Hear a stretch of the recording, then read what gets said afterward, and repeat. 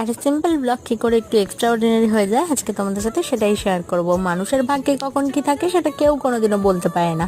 সকালটা ঠিক আমার নর্মাল ভাবে শুরু হয়েছিল, ঘুম থেকে ওঠা, ব্রেকফাস্ট করা, নিজের কাজ করা, কিন্তু হঠাৎ করে 12টা 1টার সময় ঠিক হলো দিদি, জামাইবাবু, তুষার ওরা আসবে, আর ওরা আসা মানেই ঘুরু ঘুরু।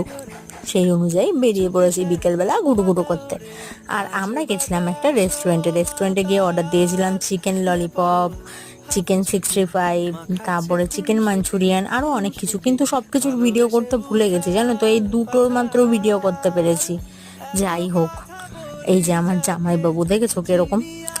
আর মানুষের লাইফে এমন একজন থাকে না যাকে হাসতে দেখলে মনে হয় যেন সব কিছু ভালো হয়ে গেছে। আমার লাইফে সেই মানুষটা ইনি। এনাকে হাসতে দেখতে আমি খুব ভালোবাসি জানো তো। খাওয়া দাওয়া কমপ্লিট করে বাড়ি আসতে আসতে একটা আইসক্রিমও খেয়ে নিলাম, কারণ এটা আমার ফেভারিট। আজকের ভিডিওটা এই পর্যন্ত। ভিডিওটা ভালো লাগলে একটা লাইক আর চ্যানেলটাকে সাবস্ক্রাইব